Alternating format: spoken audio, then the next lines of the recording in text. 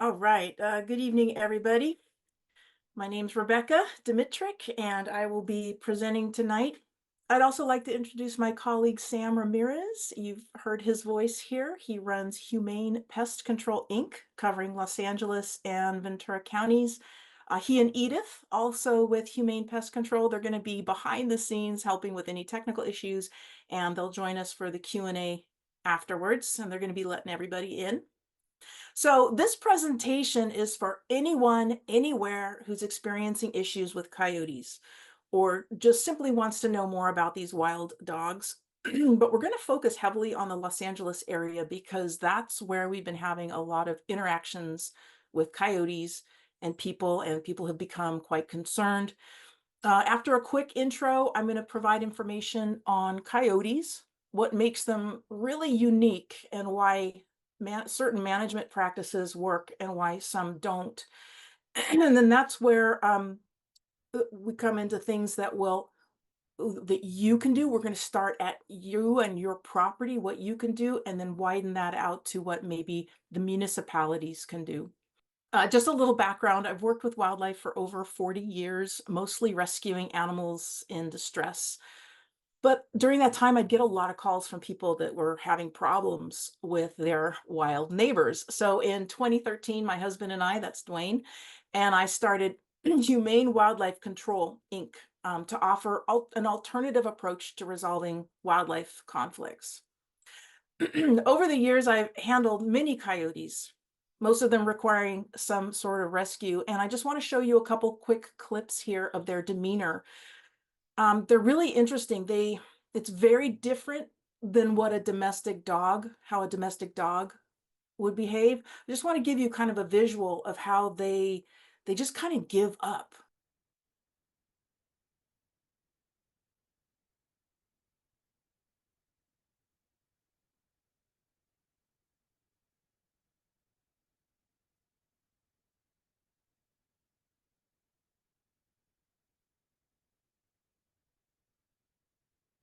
All right, so having worked so closely with and having handled so many coyotes, I can tell you I'd much rather meet up with a dozen of these guys in an alley than a loose domestic dog, especially a large one like this one.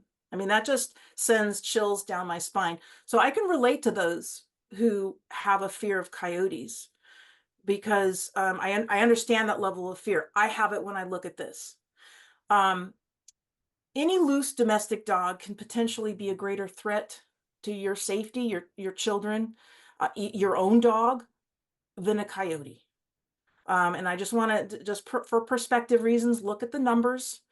In 1 year, 48,600 dog bites requiring a visit to the ER room, with about 40 fatalities across the country each year. Compare those statistics to reports of bites from coyotes. There were 2 in California in 2022 compared to the 48,000 bites of domestic dogs. And in the US, there's been only 1 fatality attributed to a coyote, and that was in 1981, a young girl.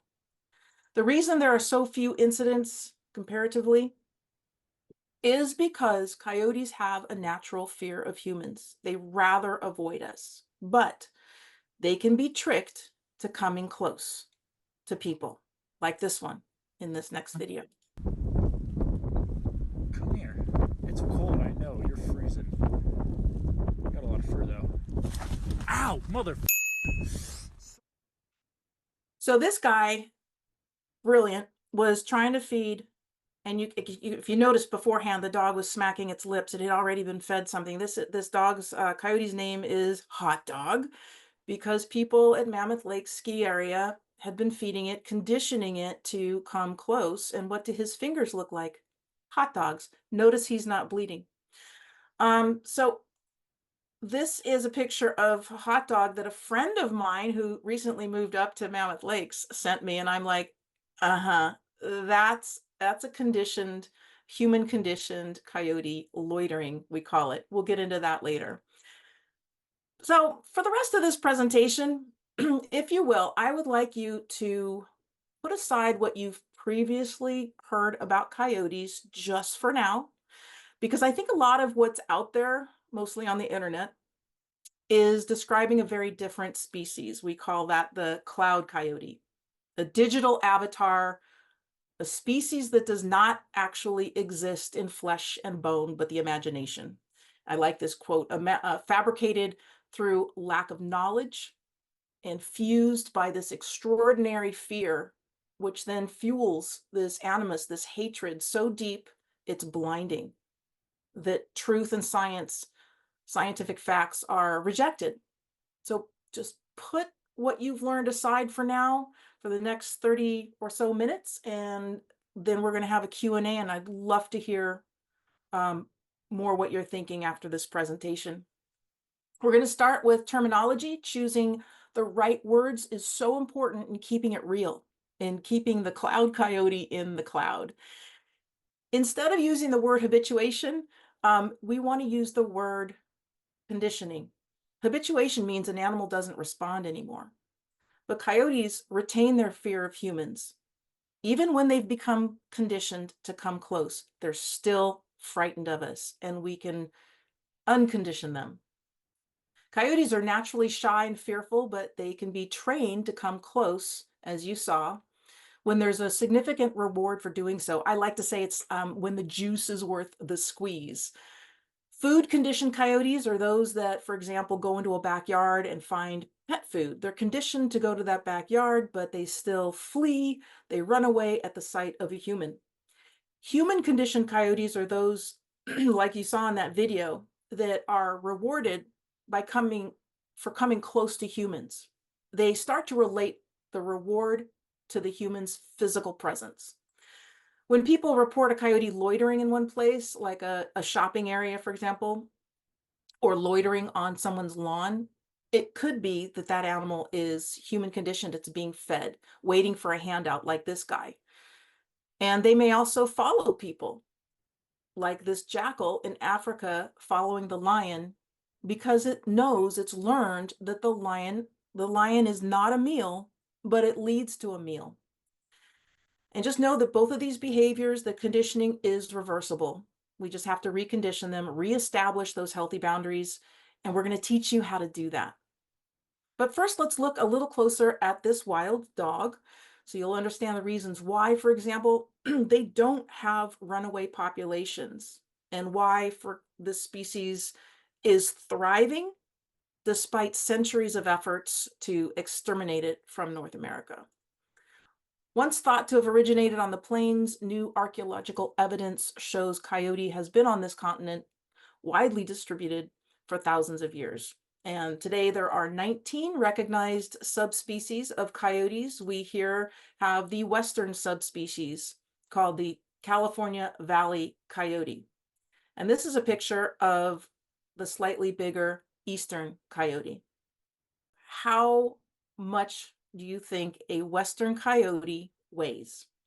It weighs between 18 and 30 pounds. That's it. That's our valley coyote. Just up to 30 pounds. 35 would be super fat.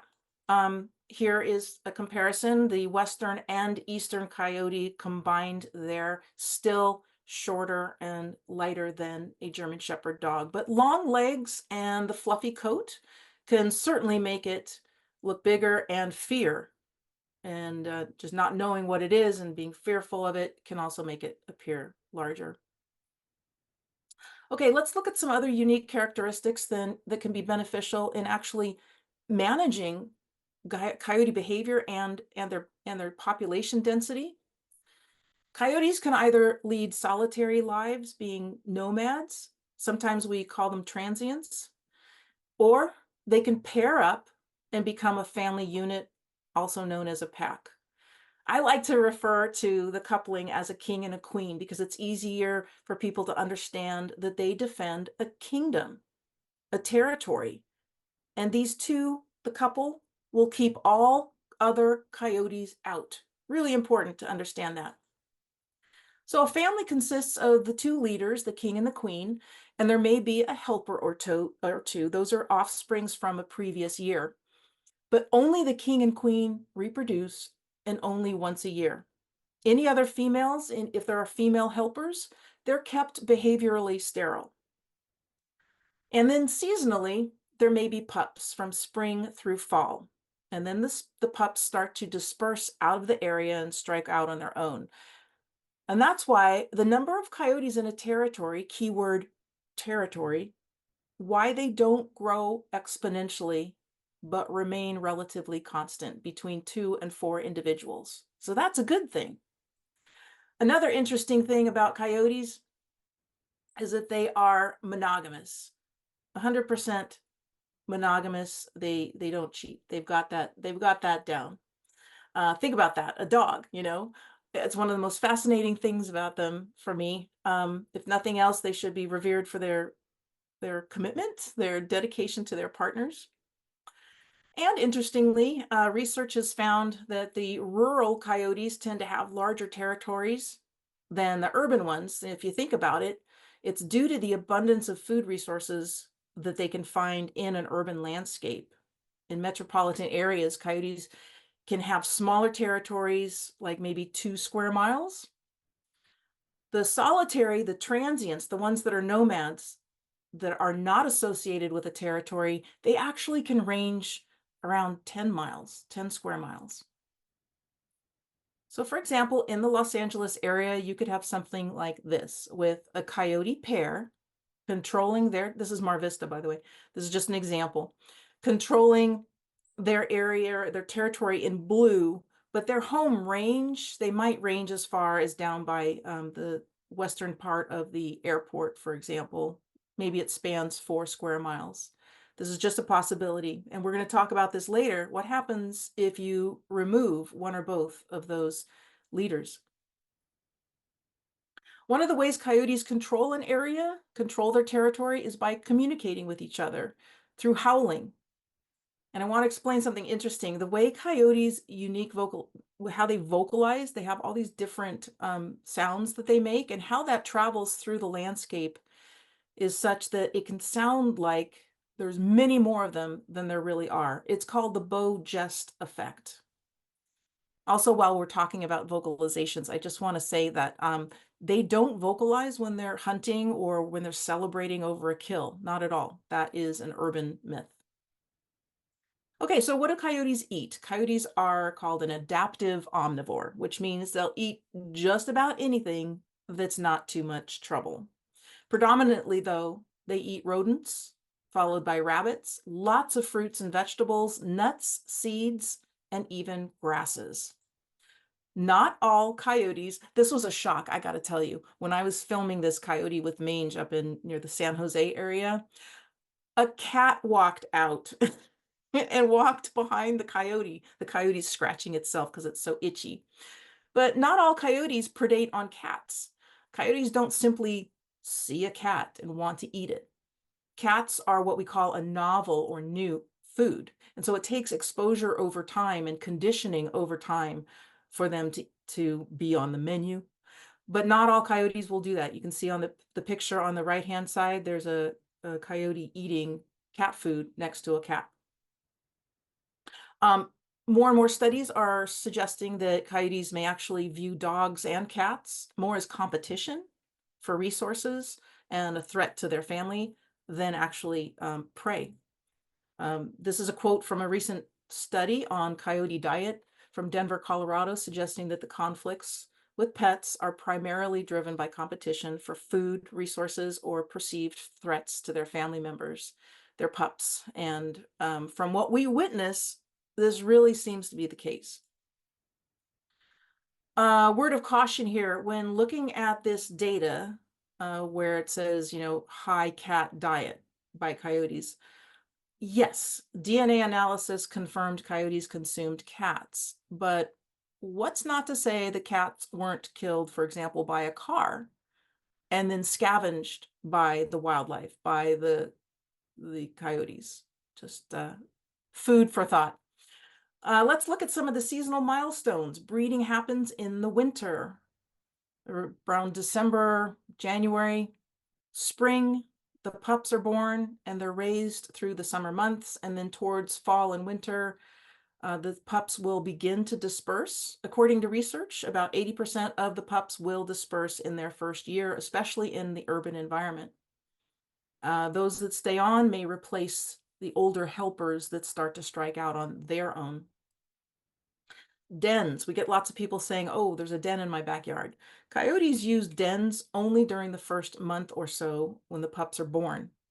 If disturbed while the pups are really small, they can actually move them by mouth. I'll show you a video of that in a minute, but mostly the pups will stay near the den for about 4 weeks, at which point they'll start peeking out.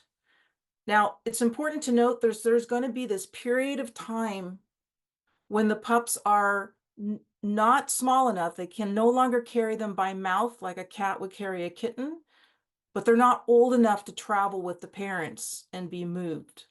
Just keep that in mind, because that might be a reason why a coyote or a coyote pair is staying in one place and defending a territory, even when they're hazed heavily. Here's what it looks like when a mother coyote is moving her pups. Let's see if this plays.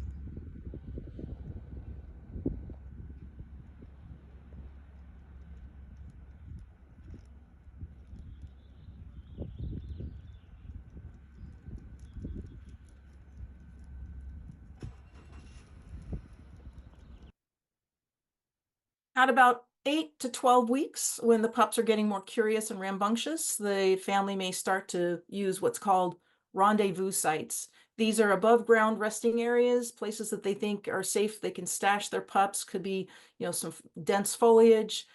They will use these rendezvous sites for the remainder of the year. As soon as the pups start tagging along with the parents and becoming more and more independent, that's when there are going to be increased sightings in the neighborhood. These teenagers will not behave like the adults. They will not be as fearful because they're just learning, but they also may display some confusion. They're not going to scare away necessarily quickly, but they're not going to be reactive to dogs either, except potentially to want to play with the dogs. Coyotes are very curious. They're just wild dogs, and some will try and play with dogs. But we, as their surrogate mentors, must teach them the distance they need to keep from people. Okay, moving on, let's look at why coyotes and other wildlife are often prevalent in the urban landscape. It's understandable for people to think that these animals are out of place. They need to be back in the wilds and in the hills. But here's the thing. There's more often more food resources in the urban landscape. You might find birdseed feeders, compost bins that are accessible. This is a big one. Pet food that's left outside unattended, especially where food is left for community cats, where it's not picked up. Coyotes love plums. They'll eat lots of fruit items. They eat grapes and also the fruit from palm trees. What do we have in LA? Lots of palms. In the urban landscape, you might also find properties that are neglected. Lots of brush allowed to grow up, dense cover, offering hiding spots, and of course these vacant lots supply these animals with a quiet place to be undisturbed. Vacant homes under construction. There can be issues with sanitation, which attracts rodents and scavengers like coyotes. Coyotes are one of the few species of wild animals that are capable of adapting living around humans. And if we provide them with enough food and enough shelter opportunities, they can actually thrive. And that is what we're seeing. But here's the good news. We're in control. We can control the availability of food and shelter resources and thereby control the population density of coyotes in the urban landscape. And there's research to prove it. Results from the Narragansett Bay Coyote study in Rhode Island, a first of its kind, showed how removal of food resources dramatically decreased the presence of coyotes. See the diagrams on the left? The top one shows the lots of activity in that one area where there was reliable food handouts. But when the food was identified and removed, the coyote activity basically stopped. And this is where we, all of us, need to focus our attention, because we know that lethal control, removal of coyotes, doesn't work. Here's an easy equation to keep in mind. 1 minus 1 equals 1. you can apply this across the board from mice to mountain lions, but with coyotes, it can actually be counterproductive, resulting in an increase in coyotes in an area. Remember the pair of coyotes in the Mar Vista area defending a territory, keeping all the other coyotes out? So if you kill either the king and or queen of this family, guess what? No more territorial boundaries. The neighboring pack or the transients, the nomadic individuals, they'll move right in because nothing was done to address the root cause of the issue, the abundant food and shelter resources. The city of Torrance is a perfect example. Since 2019, the city of Torrance has been conducting indiscriminate trapping for the last couple of years, 365 days a year, with no measurable decrease in activity in sightings, and yet an apparent increase in cat fatalities, and at a cost of $80,000 taxpayer dollars per year. Here's another example of a failure. This you'll probably be familiar with the incident in Woodland Hills, 2022. A small child was tugged on the back, dragged from behind by a coyote. Here we had people hand feeding coyotes. There was an institution, a church that had a lot of food, garbage out.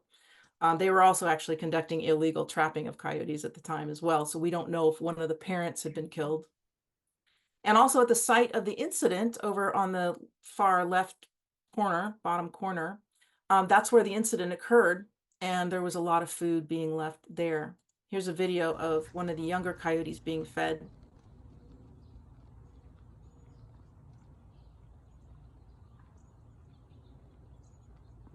And here's another video of them. We call this loitering.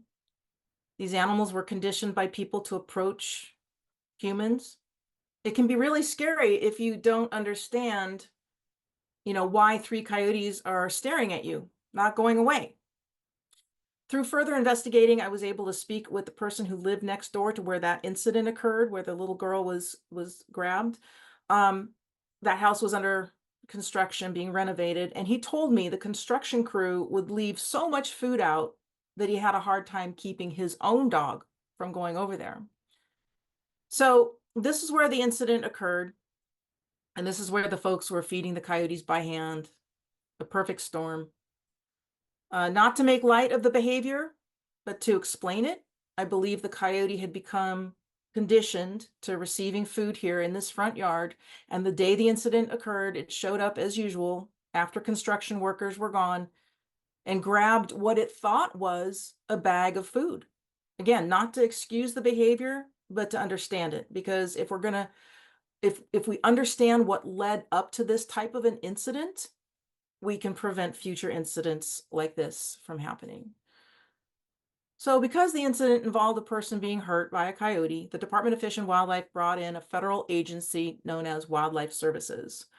They came in and they trapped and killed all the coyotes they could in this park. DNA analysis confirmed they killed the one involved in the incident.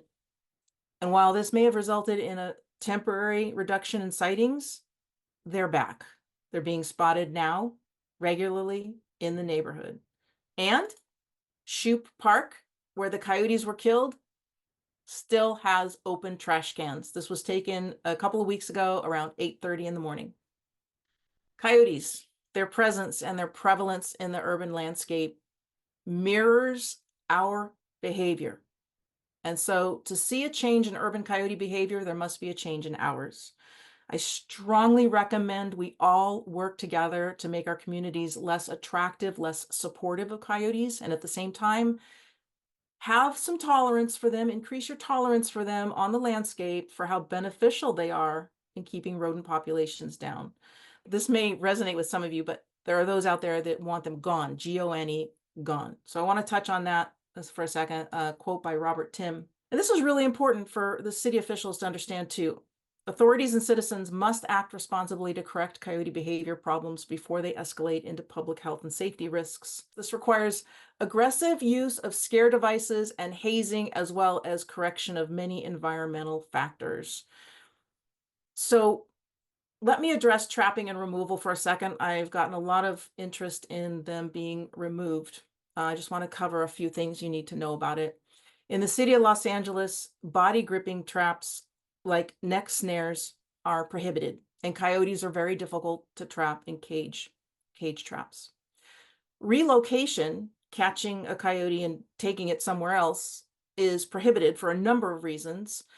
One important thing for those looking for a humane answer, research has shown that these animals try to come home and are killed on highways. That's often their fate. Additionally, regardless of the type of trap, no one, not even a licensed trapper, may set a trap for wildlife within 150 yards of another person's home without their written consent. That's a football field and a half. Question for you guys is how safe would you feel if by chance we did get rid of all the coyotes within, let's say, imaginary 30 miles, all the coyotes gone? For how long would you feel safe letting your cat run free in the neighborhood or your little dog outside unattended? A few days, a week, a month? Coyotes are part of the landscape, and no matter how many are removed, there's always going to be a chance you'll encounter one. So let's look at those precautions that you can take. Focus on your home. And this is a checklist you can use to do that. It's a COYOTE-SAFE checklist offering the recommendations for your property to make it less attractive, less hospitable, and also how to protect your family pets. And if you have any hobby farm animals, chickens. It's also meant to be a conversation starter with neighbors because it does take a village. Okay, let's talk about your yard. Let's talk about keeping them out of your yard. The most important thing to understand about coyotes is just like any dog their size, they can jump and leap over something. That's 4 feet. But they can scale a 6-foot fence and greater. So if you're worried about coyotes coming into your yard, this is a coyote-proof fence design. It was developed in the 1980s. It needs to be at least 5.5 feet high. But most importantly, at the top, there's an extension that angles outward, about 45 degrees outward, and another extension at the bottom to prevent the animals from digging under. This is a coyote-proof fence. Here's a picture. This is one that Sam put in a Los Angeles home. And see how if the animal comes up to the fence, it's going to start digging. But if it digs at the fence line, it's already standing on the wire. It can't get under. It doesn't know to go back about 2 feet and start digging there. Here is a commercial solution, a product called Perfect Fence. Their fences are intended to keep cats in, but it also works on the opposite way, keeping coyotes out. Catios, very popular. Just Google catio and you'll find lots of really amazing designs that allow cats and dogs to enjoy the outdoors. This one pictured here was built by Sam. Beautiful. But if you have a really small dog, it may not be safe to just let them out unattended ever and to not have a top on your kennel. There have been quite a few incidents blamed on coyotes, some of them, where it was later confirmed predation by a great horned owl. So little pets are not safe outside alone, ever. There are also a few deterrents that work, like this yard enforcer. It's a motion-activated mechanism that runs on batteries. It can go off day or night. You can set it. It squirts kind of like a sprinkler, a yard sprinkler. And we've had really good success with this, but they've got to be placed strategically, and we're here to help guide you on that. Let me show you how it works.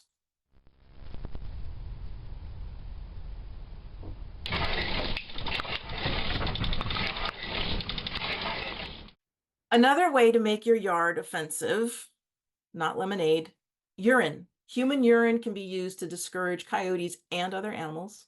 It can be applied around shrubbery, on strips of material. I know this sounds really weird, but it works. And just a note here, we do not recommend the commercially produced wildlife urine because of potential animal welfare concerns. And besides that, urine is cheap and easy to come by. I want to mention here, especially for those with the small dogs, with any size dog in a coyote territory where there's a king and the queen, and this time of year where there are pups, here's some yard safety protocol. Never leave small dogs outside unattended, not ever. When you're taking your dog outside to go to the bathroom, You step outside first. Make your presence known. Clap your hands, say something, speak, get out of here, whatever, and then bring your little dog outside and let it do its business. Let's talk about the coyote and the dog interactions and best practices for keeping safe while on walks. There is a higher chance for altercations between dogs and coyotes now during the pup season. Best practices for keeping your dog safe on a walk: have your dog on a short leash, no longer than 6 feet. If you encounter a coyote, instead of hazing it, which means scaring it off, you want to leave that vicinity. Just walk away, except the coyote may escort you. That means kind of following you. It's not really following you, it's following your dog. It's escorting the dog away, wanting to be sure the dog leaves the area. It's not concerned with you whatsoever. It's concerned with the dog. So what we've documented is that hazing, or trying to scare coyotes while a dog is present, doesn't work very well. They tend to kind of stand there and stare, which can be frustrating and understandably concerning for dog walkers. So again, we recommend walking away, keep an eye on the coyote, and of course, if it gets critically close, ward it off.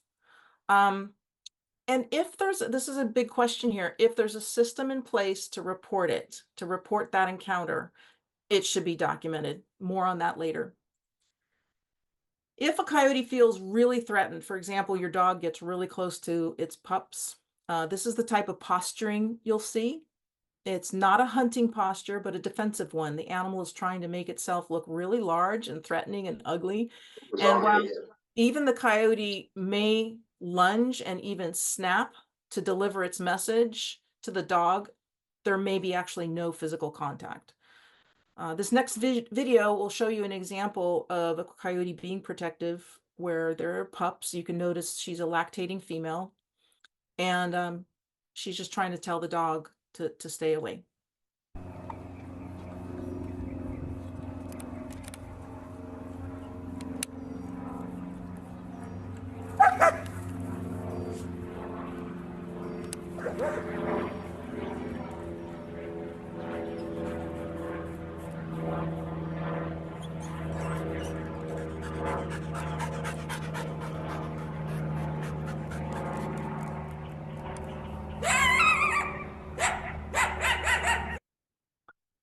So we don't know what happened before that, and who is this person videoing, and did they let their dog chase after the pups? We don't know what happened before, but that was the female trying to tell the dog that her pups are near and they're precious to her and she's going to protect them.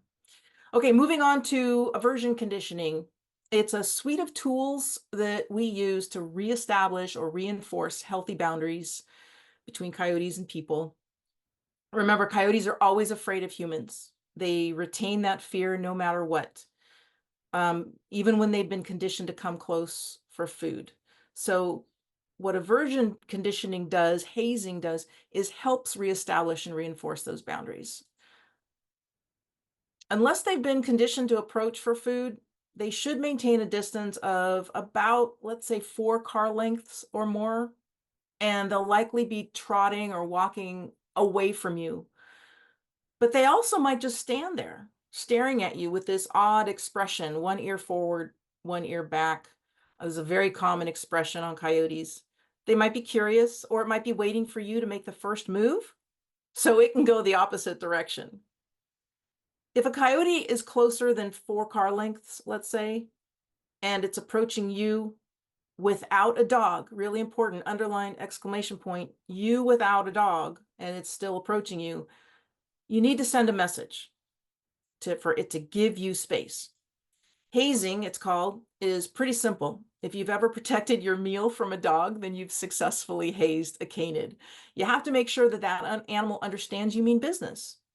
If a coyote just stands there and stares at you, or your dog staring at you and it's not leaving your plate of food alone, you need to advance until it moves away. All right, humane hazing is about making yourself look really big and really scary. One of the simplest props is a trash bag, but let's look at some other props that can come in handy. A scare stick is like a stick, like a planting stick, like a piece of bamboo. with Mylar ribbon attached to the tip. We'll show you how that works in a moment. There's something called a penny can. That's a soda can filled with pennies or pebbles, essentially a noisemaker. You can use an umbrella, anything that makes you look big and scary. Here's a video demonstrating the use of the trash bag.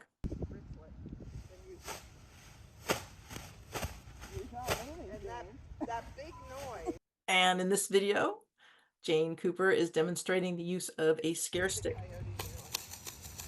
They don't like the mylar, confuses them, and the sound snapping. So these are two easy things. Again, coyotes are afraid of humans, always, even the ones that have been conditioned. But just know it's got to be the person, the body, not honking your horn, not yelling from inside your house or inside your car. The messaging must come from the human. So if you see a coyote and it's closer than 4 or 5 car lengths, or it's in your yard, do your best to haze it, to scare it off. If it stops, stares at you, keep pushing. Keep moving that animal until it's out of sight. All right, so you've worked on your own property, you've reduced the attractants, you're applying best practices to keep your pet safe. And let's say you've gotten some neighbors involved, maybe even your whole block on board. But let's look at the bigger picture, how city and county officials might be also proactive. I think a good way to start is with a community-wide response plan that promotes the use of strategies that are based on science and the most current best practices and the best management tools we have at the time, strategies that balance respect for the wildlife as well as human safety. A canid response plan is a living document. It's meant to be revised as new science becomes available. And each one is going to be unique. It's going to be based on that city and its landscape. I won't bore you with all the details. You can always go back and review this. We can talk about it later. One of the most important components, though, critical to this success, is collection of data from the community on coyote activity, a way for you to report what is going on. A streamlined way, something like this. This is an example of what I helped create for the city of Belvedere, north of San Francisco, where citizens report sightings. The sightings are then logged in a database and then also on a map. I can't stress enough the value of being able to get that current data. Think of the data as pixels. So the more pixels you have, the clearer the picture. It allows you to be more accurate in your assessment of what's going on in the landscape, and then that allows you to choose the most appropriate response. This is a sample of our 5-page response guide. It classifies coyote behavior and common issues and provides guidance to the municipality on what the most appropriate response should be accordingly. Also including what behaviors could elicit lethal removal. For example, if an animal is sick or injured or debilitated, it should be removed from the environment and evaluated, possibly rehabilitated. Where there's confirmation that a coyote has bitten someone unprovoked, or a coyote is displaying extraordinarily aggressive behavior towards people unprovoked and for no reason, lethal control, lethal removal might be considered, but only after exhaustive investigations. All efforts must be made then to remove only that individual animal, and it should be understood and agreed that indiscriminate removal will be avoided. Here's the thing, though. These plans are only as good as the pages they're published on unless the plans are worked. If they're not followed, and we see a lot of this, cities adopt coyote response plans, but they don't follow them. They have to be followed. Okay, Sam, do we have questions in the chat box to answer? Yes, we have a couple that they were told to never turn their back on a coyote. And are we really supposed to just walk away? How does that make sense? So if you could kind of clarify a little bit more on that. Yeah, really great. Yeah, you're going to leave the area, the immediate area, if you run into a coyote with your dog, and just keep an eye. Just keep keep an eye out. However, you can leave that area and keep an eye out on the coyote. It will probably this time of year especially, shadow you or escort you. Just be prepared for that. It'd be great if you had one of those scare sticks. I think the scare sticks give you that reach and maybe make you feel a little more confident that if it did get close, critically close, you have this thing you could, whack it if you needed to, or wave it and it'll stay away. But a warning there is, if you are going to use walk with a scare stick or potentially use a scare stick while you're walking your dog, make sure that you desensitize your dog to the scare stick. All right. Let's see. How do we keep community TNR cats safe even though they are fed by neighbors? Yeah. So it's part of my broader, longer presentation is how we treat our cats. I love cats. I have had cats all my life. I adore them. And this is my personal opinion. For me, cats deserve better than what we're doing with TNR. I call it trap, neuter, and reabandonment. I know my TNR friends hate that. Cats deserve sanctuary. Cats deserve to be off the street. So I love this. If I'll email this to you if you'd like. There's a program designed by a veterinarian in Florida called 10-VAC. We can get rid of, which would be a good thing, all the community cat, feral cat, whatever sites in 16, 17 years, the life of a cat, if we followed this program. And it's incredible. It says where these sites should be located, out of neighborhoods, because if you're doing it in a neighborhood, residential neighborhood, what are you doing? You're drawing the coyotes and other animals, the raccoons, the opossums, the skunks, into a residential neighborhood. That's not good for anybody. And again, I love cats, and that's why I want cats off the street. So I'm not sure I'm answering that very, very well, but I think protecting our cats starts with us changing the way we look at TNR.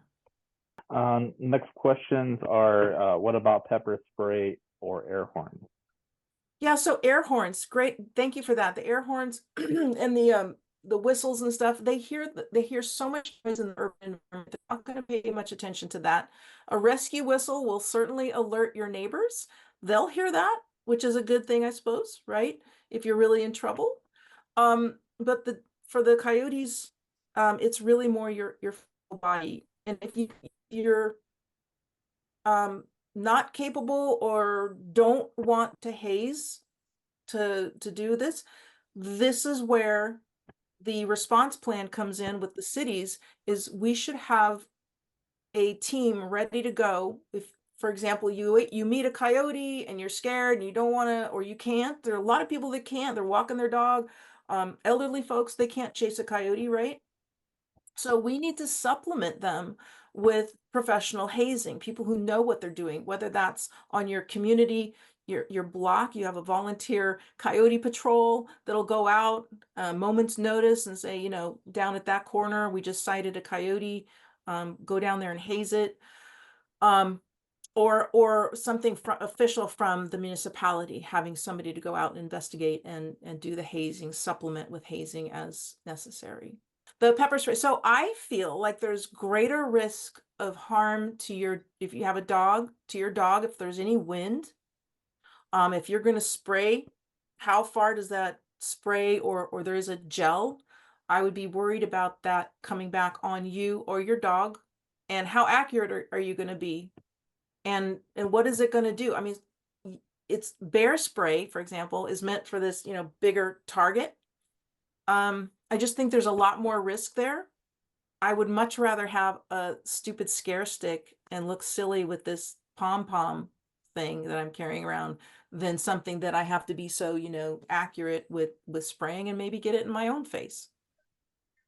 Yeah. So basically, you are implying there is no real way to protect colony cats in our neighborhood. Colony cats in a residential neighborhood, my professional opinion is it's asking for trouble. Having feeding cats, leaving food out for cats and repeatedly in the same place, that's just asking for trouble. You're asking for opossums, skunks, raccoons, rats, lots of rats. Do we want that in a residential neighborhood? No. You don't want more raccoons coming by. You don't want to deal with their poop and the parasite that comes with it that doesn't die except by flame. It lives in the environment for up to 3 years. We don't want more raccoons in our neighborhood. We need to think differently about TNR. TNR is not good for cats. It's not good. It's inhumane for the cats for a number of reasons. Cats get a disease called tooth resorption. Can you imagine your tooth dissolving down beyond your gums? Cats get that. Many of them, a good majority of them after a certain age are susceptible to that. Grooming, fleas, diseases, abscesses. And if they're just out in the street, if they're not contained, you can't relieve that suffering. So it's not responsible. Where are the coyotes coming from, and when did they become so noticeable? So why there are so many of them is because we're giving them places to live and stuff to eat a lot. We need to work on that. Because otherwise we're not going to see a reduction in the coyotes in the landscape unless we do that. You can kill all of them you want and they're not going to go away. You're not going to solve this. Next question. So we take the food in at night. Any suggestions? What happens when there is no longer readily available food sources? Well, just to be a little clear, so removing the food, it helps, but just because you're removing the food doesn't mean you won't see any coyote activity in your yard. They could be just jumping the fence, going from yard to yard, seeing what's there. So don't think that if you remove the food immediately, that's going to solve the problem. That does help reduce the attractant, but if there's like an old shack, long grass, anything that could, attract them to create a place to hang, you're gonna have some sort of activity. But definitely, that's when coyote proofing your yard is ultimately the best key to keep at least the coyotes out. Self-evaluate your home. Is this an opening where a rodent can get in? Because ultimately, what eats the rodents? The coyotes. Right. All right. Next question. How do we get our neighbors to understand they're making the situation worse for everyone by leaving cat food and water out? Yeah, I mean, I don't know. It's hard. People have big hearts for the animals. I do too, but we need to also understand the trouble it makes. We're setting ourselves up for failure when we do that. Not just with coyotes, I think that you are a lover of the coyote, and I am not. I don't trust a wild animal. I want them out. How do I get rid of them? Not be their friend. I do understand the fear, and I understand definitely the how complicated it makes it for people sometimes to do certain things. Can't bring that word to mind right now, but there's no other choice.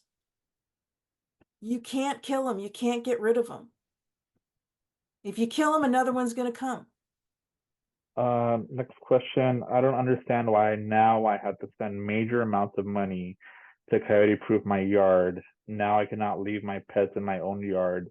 There goes their quality of life. Why are coyotes more important than my pets? It is sometimes pricey on coyote proofing your home, but at the end of the day, you're protecting your pet. So that's what it comes down: protecting your pet, protecting your home. If there was a burglar getting into your backyard, what would you do? You're not going to say, oh, well, do I need to protect my home, because there's burglars outside? Well, you have to do whatever you need to do to protect your home. Same with the pets. Exactly. It's just our responsibility. If we have small pets, we just have to protect them responsibly. You have to. And it's not that they're more important than our pets whatsoever. We're giving you the solutions to protect your pets. We can do this. We can coexist. if there's the will. I'm just not hearing everybody on the same page. The thing with coyotes is you don't have a choice. Hi, everybody. I joined the call late, but I think it was someone had just commented about this situation and if it's always been like this or if this is something new. And it is something new.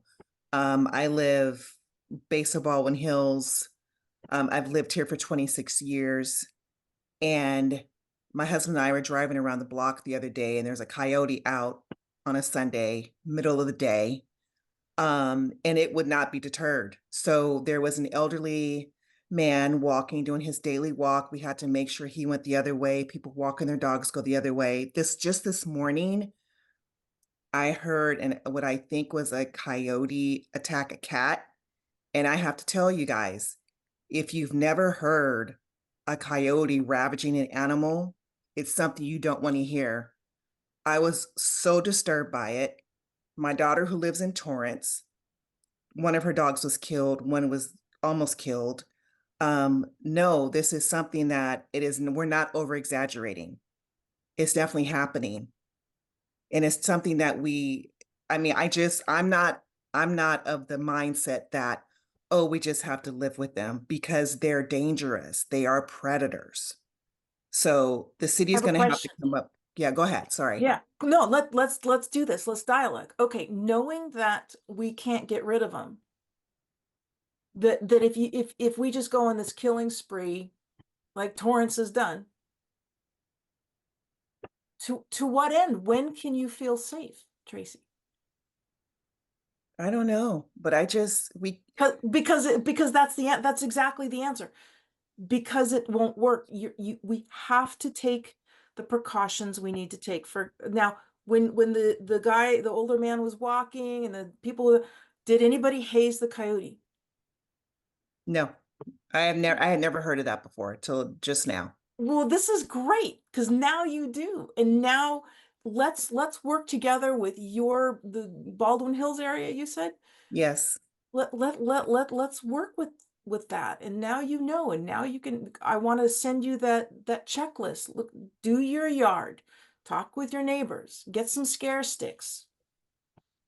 Maybe be available to help folks when they're out walking, and teach these coyotes to keep a distance if you need to, which it sounds like you need, it Yeah, sounds like we're nobody's hazing desperate. them. Yeah, I think a lot of people in a lot of areas are really desperate at this point. Absolutely, they're feeling desperate, and I get that. But I also get that when I ask the question, how, if we do this killing spree, how safe you're going to be? When will you be safe? When will you feel safe? I know you're safe. I know I'm safe. But when will you feel safe? Never. Until we do these other things, until we empower you with the knowledge of tonight hazing. You learned something about the hazing. So let's get together. Please reach out to me and we can talk more one-on-one maybe, huh? I will for sure. Thank you, Okay. Rebecca. Thanks, Tracy. Rachel just posted, I live in the neighborhood with a family of 7 pups and 2 parents. I have seen many times and was escorted, as Rebecca described, on Memorial Day. At night, I see one of them sometimes, and it's been easy to scare it off. I have never felt any aggression. I just stay well aware of my surroundings. Sometimes I carry a stick, but to Sam's point, we may not like the reality, but we have to adapt to the reality because there is no other choice. Let's take the advice of banding together as a community, help educate our neighbors as to the things we can do to discourage the coyotes from being here. Very well said. I highly agree. And there is power in groups. So definitely everyone here, we definitely appreciate you being here. And now that you've been educated, please share this information with your friends, with your neighbors, with your coworkers, because believe me, this is how the word spreads, and this is how we're going to get results because we are doing it correctly. We're not here just to remove an animal from its environment. We have to see what is the issue and what can we do for it. And if we don't have any more, oh, thank you for the compliment. I appreciate that very much. Do stay in touch, okay? and I guess we will conclude, one more question. Any more questions? And then we'll. I think the last one would be, they're pouring in right now at the end. Does a breeding pair have puppies every year? So there will be more coyotes from this pair year after year. Oh, interesting. So this pair had puppies last year, FYI. And that was because I went down there and spoke with it's a great neighborhood, by the way. You neighbors are fantastic. I loved meeting you. And thank you guys for sending me the pictures of last year's puppies. And so we know, remember the pixels in the picture, the more pixels you have, the clearer the picture. And so we know that they've been there. And they may have, to answer your question, they may have puppies every year. It's only the king and queen mate. They're keeping everybody else out. And they may have puppies, and then these puppies go away. So like last year, I don't remember how many there were in the picture, but there were puppies. You notice they're not here. It's only the king and the queen and their new batch of puppies. Puppies disperse, they go away. And that's what we want. I know it sounds counterproductive, but you want a king and queen. You want to be in a king and queen's kingdom.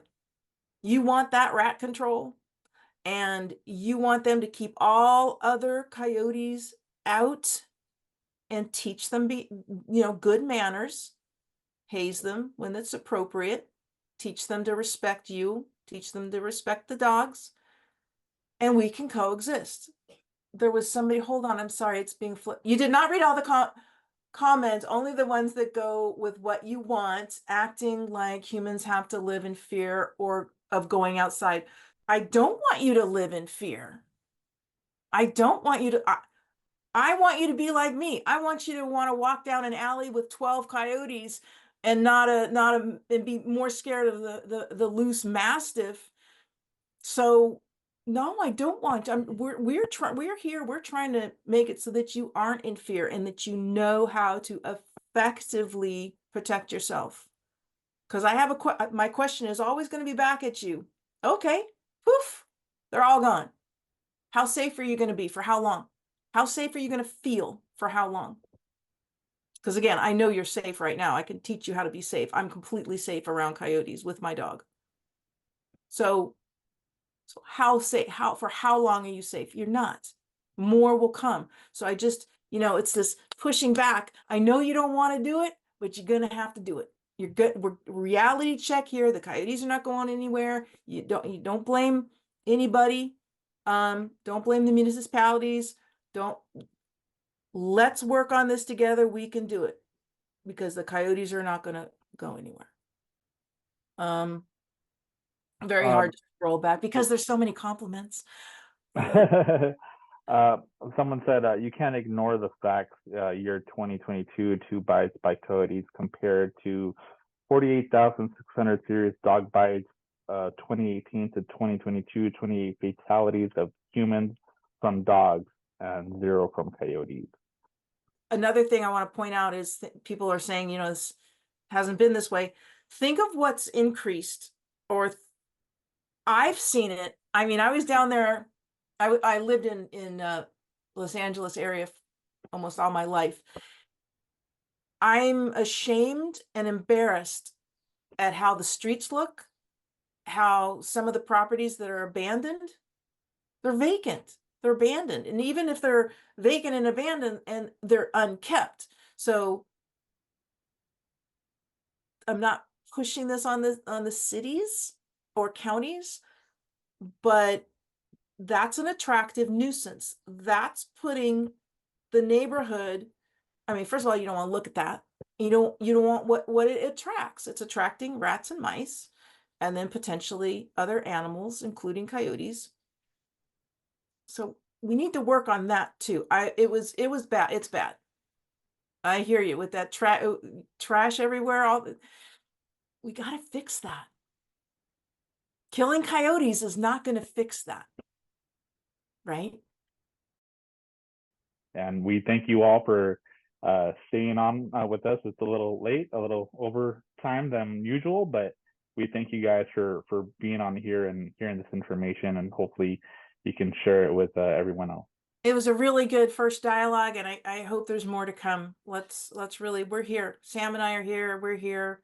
Let's get the cities on board. Let's get the neighborhoods on board. We're here to help. Let's figure this out together. All right. Thanks, guys. All right. I will end it. Right. Good night, Yep. everybody. Have a good night, everyone. Bye now.